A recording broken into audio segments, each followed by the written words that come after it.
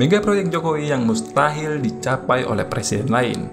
Sepertinya ada yang berlebihan ya. Ya, kita lihat saja nanti proyek seperti apa sih. Presiden Jokowi telah memimpin Indonesia selama 2 periode. Nah, beberapa pengamat nih telah memberikan komentar terhadap langkah maju yang dilakukan oleh Presiden Joko Widodo untuk membangun dan memperbaiki infrastruktur di tanah air.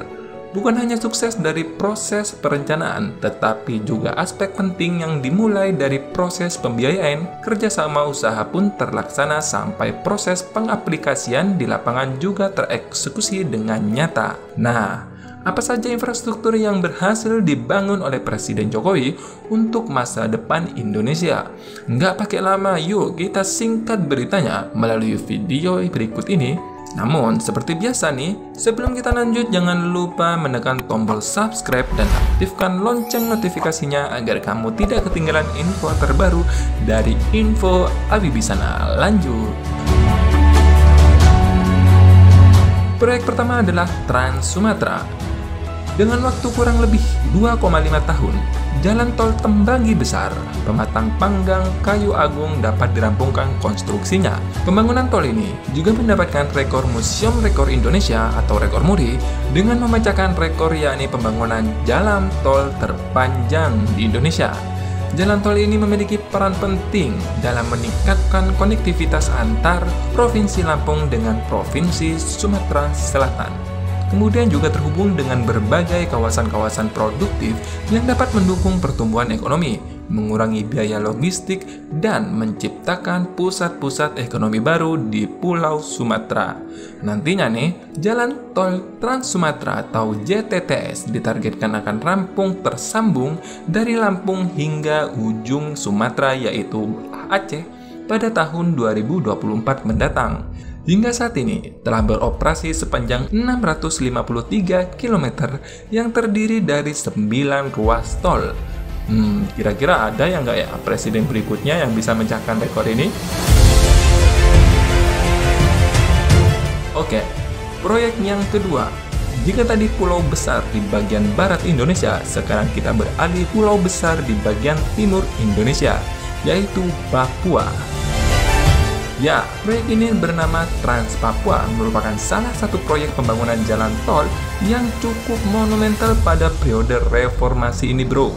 Jalan tol Papua adalah jalan nasional yang menghubungkan setiap provinsi di Papua, membentang dari Kota Sorong di Provinsi Papua Barat hingga Merauke di Provinsi Papua Selatan, dengan total panjang mencapai 4.330,07 km. Dari total panjang tersebut terbagi atas 3.259 km di Provinsi Papua, Provinsi Papua Tengah, Provinsi Papua Pegunungan, Provinsi Papua Selatan, dan 1.070,62 km di Provinsi Papua Barat. Jalan Trans Papua memiliki arti penting sebagai infrastruktur penghubung antar daerah-daerah di kedua provinsi tersebut, termasuk daerah yang terisolasi. Sebagai perbandingan nih, betapa panjang Trans Papua ini. Jika dibandingkan dengan Surabaya-Jakarta nih, jalan Trans Papua memiliki panjang 4 kali lipat lebih jarak antara Surabaya hingga Jakarta, yang tercatat mencapai sekitar 800 km. Dilansir dari situs setup.go.id, mengungkapkan hingga September 2021, pembangunan jalan Trans Papua telah tembus sepanjang 3.446 km. Dari 3.446 km tersebut, sepanjang 1.733 km telah teraspal dan 1.712 km sisanya belum teraspal nih.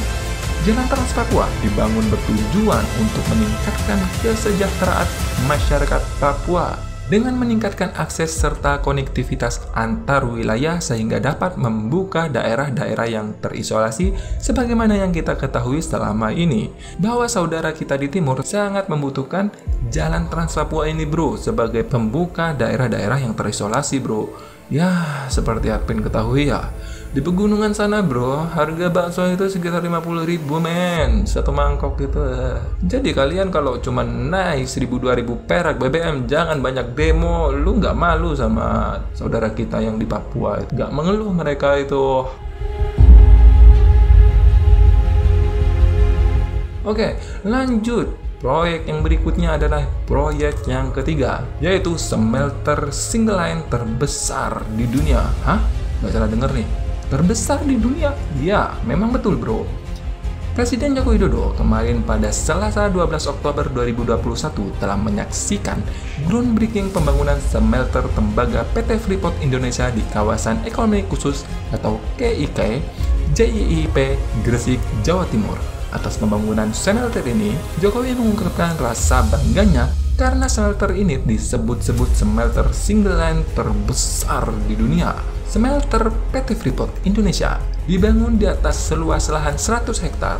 Smelter ini dapat mengolah 1,7 ton konsentrat tembaga menjadi 600.000 ton kadota tembaga per tahun, di mana 98% karyawannya adalah putra-putri terbaik bangsa yang berasal dari berbagai suku dan daerah, baik dari Papua dan daerah lainnya di Indonesia. Jokowi mengaku tak bisa membayangkan saat pabrik ini rampung.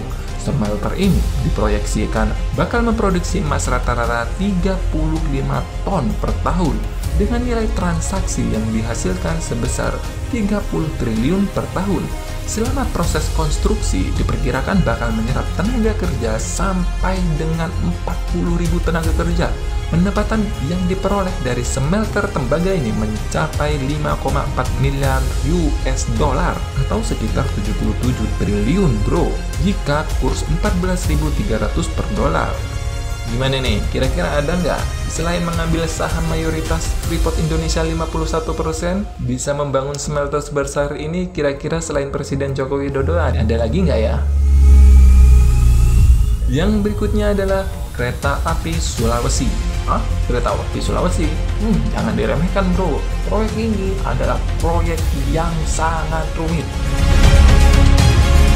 Wacana pembangunan jalur kereta api di Sulawesi ternyata sudah pernah dilakukan jauh sebelumnya. Berdasarkan buku Netherlands Indisch Stedpoort and Tramwegen pada tahun 1921, halaman 108 dijelaskan bahwa studi kelayakan jalur perkereta-apian oleh swasta sudah dimulai sejak 1915. Bisa bayangkan tuh, sebelum Indonesia merdeka, studi kelayakan di Sulawesi sudah dilaksanakan bro. Dan pada 2001, wacana pembangunan jalur kereta api ini kembali ke permukaan. Kemudian 2003, pemerintah mulai menyelenggarakan studi kelayakan jalur kereta api di lintas Manado, Bitung, dan Makassar hingga Parepare. Namun ya lah, lagi-lagi proyek ini tiba-tiba hilang di telang bumi hingga akhirnya pada pemerintahan Presiden Joko Widodo pada 12 Agustus 2014 resmi melakukan groundbreaking dan pada Oktober 2022 resmi rel sepanjang 71 km dibuka bertahap atau uji coba pengoperasian terbatas. Gimana tuh? Keren nggak? Fakta menarik lainnya dari jalur kereta api di Sulawesi ini mempunyai lebar sekitar 1435 mm, maka kecepatan maksimal kereta Trans Sulawesi mencapai 200 km per jam. Adapun di Jawa, menggunakan rel selebar 1067 mm sehingga kecepatan tertingginya hanya 120 km per jam. Rel kereta Trans Sulawesi juga mampu menahan beban gandar yang lebih berat dengan kapasitas angkut yang lebih besar bro. Jika di Pulau Jawa hanya bisa menahan beban 18 ton, maka rel Trans Sulawesi mampu menahan beban hingga 25 ton. Dikutip dari laman setnek.go.id, dalam rencana pembangunan Trans Sulawesi tersebut, ruas pertama kali ditargetkan rampung ialah Makassar, Parepare sepanjang 145 km pada tahun 2018 kemarin. Yang berikutnya adalah proyek PLTB terbesar di Asia Tenggara. Ternyata Indonesia ini hebat ya. Pertama kalinya dalam sejarah nih, Indonesia memiliki pembangkit listrik tenaga bayu atau tenaga angin di Sidrap Kabupaten Sidempuan, Sulawesi Selatan. Bahkan tidak tanggung-tanggung nih, PLTB ini merupakan yang pertama sekaligus terbesar di Asia Tenggara. Presiden Joko Widodo meresmikan PLTB Sidrap yang berkapasitas 75 MW pada 2 Juli 2018 kemarin. Menurut Presiden Jokowi, PLTB Sidrap dibangun sejak Agustus 2015 yang telah mulai beroperasi pada awal 2018. PLTB Sidrap total memiliki 30 menara kincir angin raksasa yang masing-masing tingginya mencapai 80 meter dan panjang baling-baling sekitar 57 meter. Adapun kapasitas turbin menghasilkan energi listrik sebesar 2,5 MW. PLTB ini melayani 70.000 pelanggan listrik dengan daya 900 volt yang dilayani oleh PLTB Sidrap, bro. Tapi sayangnya nih ya, ini tidak akan bertahan lama guys, karena pemerintah saat ini sedang melakukan studi kelayakan untuk membangun PLTB berkapasitas 150 MW atau 2 kali lipat dari PLTB Sidrap yang berlokasi di Kecamatan Ciamis, Kabupaten Sukabumi yang segera terlaksana dalam waktu dekat. Gimana tuh? Belum ada yang memecahkan rekor, malah dipecahin sendiri nih kayaknya sama Presiden Joko Widodo nih. Oke, yang terakhir nih. Ya, memang proyek ini masih belum selesai, bro. Tapi kemungkinan besar nih, proyek ini akan segera beroperasi, bro. Ya, proyek apakah itu? Yaitu proyek Kalimantan Industrial Park. Pada akhir 2021, Presiden Jokowi atau Jokowi meresmikan groundbreaking proyek Green Industrial Park di Kalimantan Utara atau Kaltara. Area proyek hijau itu diklaim menjadi kawasan industri terbesar di dunia dengan investasi 1.848 triliun. Wah, ngeri nggak tuh duit, men? Green Industrial Park adalah kawasan industri yang beroperasi yang menerapkan teknologi maupun produk bersih. Pada umumnya, di kawasan industri hijau tersebut juga terdapat pengolahan limbah dan berkontribusi dalam mengurangi emisi gas rumah kaca. Kawasan industri seperti ini, bro, telah dimulai oleh beberapa negara maju dan berkembang seperti Korea Selatan, Denmark, Cina, Thailand, hingga Jerman. Adapun proyek Green Industrial Park di Kaltara merupakan milik PT Kalimantan Industrial Park Indonesia atau KIPI dan PT Kawasan Industri Kalimantan Indonesia atau KIKI. Luas kawasan industri tersebut, bro, mencapai siap-siap nih 30.000 hektar. Wah, ngeri nggak tuh? Kayak apa luasnya tuh, men?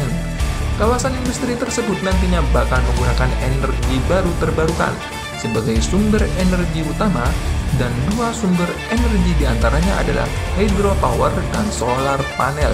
Selain itu, daya listrik juga akan ditopang menggunakan bahan bakar gas. Proses konstruksi proyek itu juga ditargetkan rampung pada 2024 dan beroperasi dilakukan bertahap mulai 2023, 2024, hingga 2029. Gimana? Kira-kira ada yang bisa mecahin nggak presiden-presiden berikutnya nih? 5 proyek ini, bro, yang sangat fantastik dan sulit kayaknya nih. Dan sulit, sangat sulit dipecahkan oleh presiden masa depan. Ya, mungkin kalimat yang cocok sih hampir mustahil ya, bro ya. Hampir mustahil, bukan mustahil nih, hampir mustahil. Semoga informasi ini bermanfaat. Terima kasih sudah menonton. Dan jangan lupa dengan menekan tombol like, subscribe, dan komen di bawah. Terima kasih dan sampai jumpa.